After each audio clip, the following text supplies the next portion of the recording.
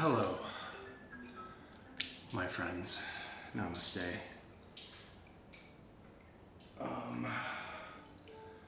Officially in day.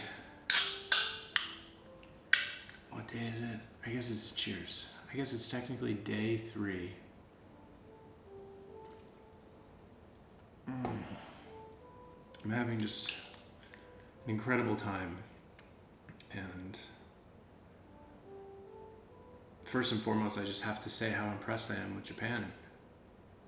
It's an absolutely beautiful city, country. Tokyo is an absolutely beautiful city. Aside from my normal everyday overwhelm, I feel like I have my bearings. I feel very comfortable taking the subway, which is just so impressive. I have some exciting matches on Bumble, which is always fun, so maybe I'll go on a date. We'll see what happens. And I don't even know the name of the places that I went to because I'm so not a planner. I'm just kind of like, wherever the energy is going to take me, I go. My friend David, who's on his honeymoon right now, suggested going to this trail. So I walked through there, had a lovely time. It was a little rainy, but all good. And funny enough, one of my destinations that I wanted to go to was called Takeshita Street. I hope I'm saying that right. It's the funniest name to me, Takeshita. Was like right there, was like right by this trail that I went to, which is just amazing. And so I got to walk around there. I got some Japanese spaghetti, which was yummy. Made sure to order the right thing this time. And now I'm back in my hotel, in the bathroom. Feeling very zen. Feeling extremely connected to myself and to the man that I am. I walked into this green juice bar to get a green juice, and I was carrying my camera with my rig and the microphone and stuff. And the girls behind the counter were like, "Oh, are you a YouTuber? Do you have a YouTube channel?" I was like, "Actually, I do." They're like, "How do we find you?" And I'm like, "Just search my name, Rob Moore." And they're like, "Oh my God, that's so cool." And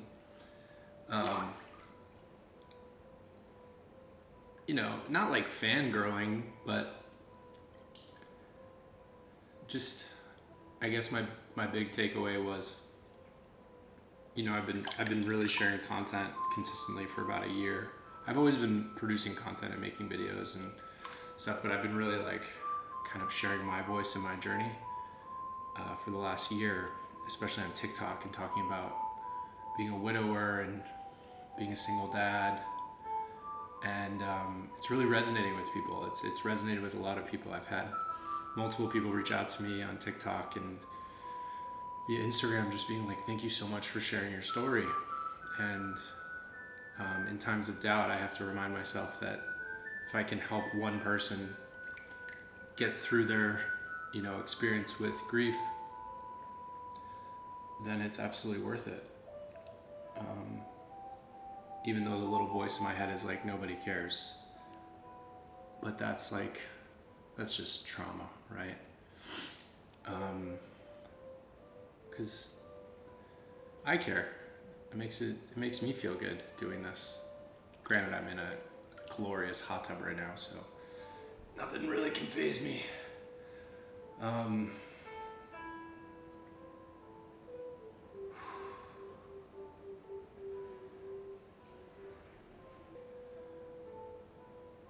I think this is the first trip I've gone on, really the first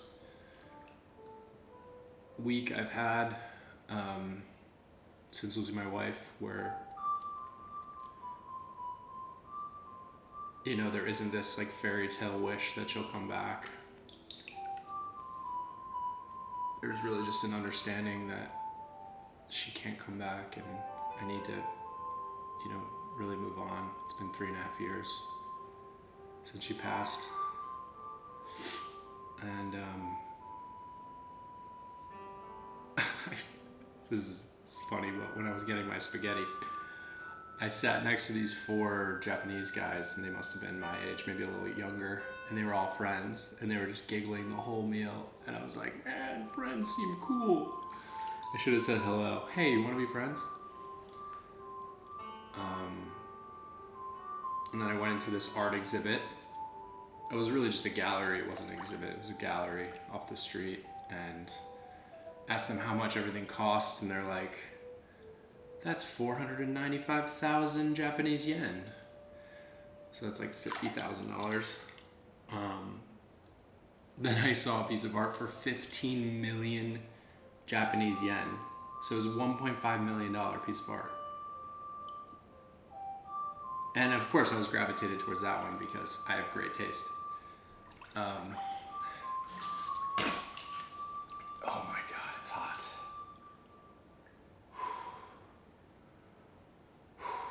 I'll be okay. Watch, I like pass out in here. I have to call the paramedics. Oh, Babo-san, huge man, drown in pool. Babo-san. They really don't sound like that. That's just my inappropriate, yet, stereotypical representation of Japanese man. I'm alright with it. I'm not offending anybody. I hope.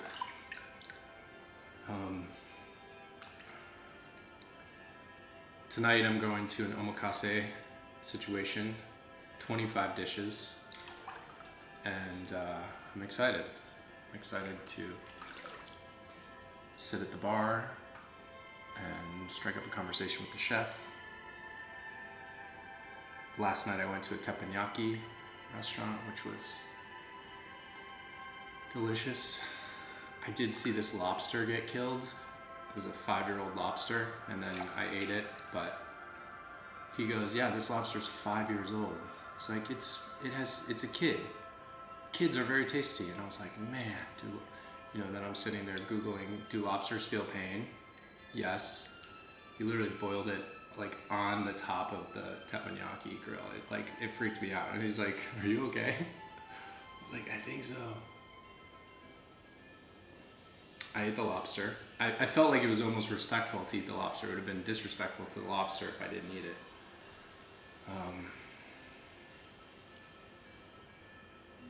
And yeah. I think I had ambitions to go to Nikko, which is about a 3-hour train ride north today. But I slept in a little bit, which was good. I needed it. I slept 10 hours, 10 and a half. I needed it. I was tired. And sometimes I feel a lot of guilt for sleeping in. I feel like I'm doing something wrong.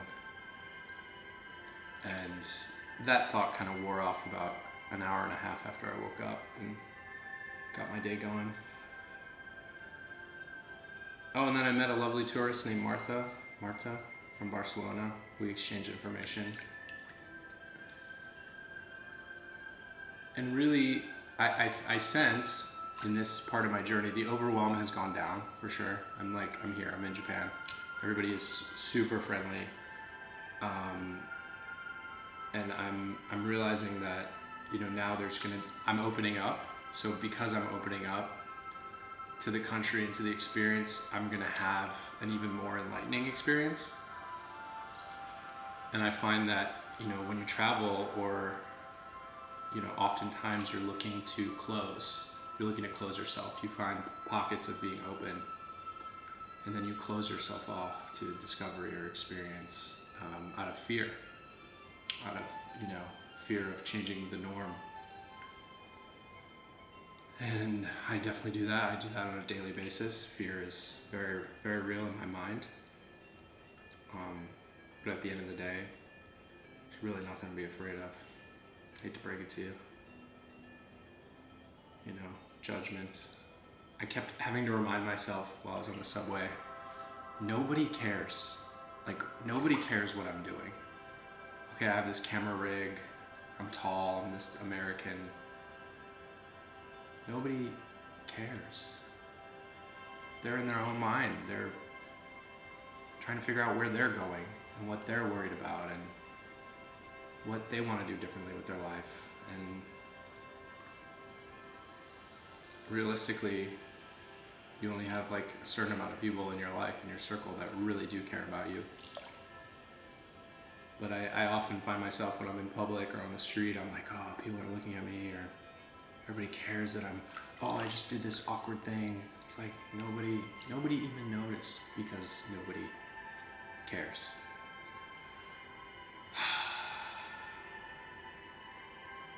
Nobody cares.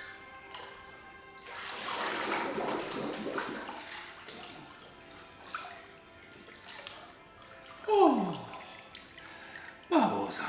All right, it's getting pretty hot here. If there's anything you'd like me to talk about, or anything you want me to touch upon while I'm here, whether it's Japan travel tips, grief-related content,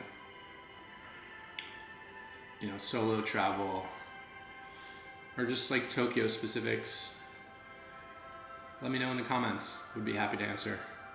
And as always, you can follow me on other social platforms at I am Rob Moore on Instagram and TikTok. And again, thank you for being with me on this journey and allowing me to dive into this platform of YouTube with you. Feels good. It feels really good. And I appreciate you guys. I appreciate you coming along for the journey with me. For I am not alone. Thanks to you guys. Namaste.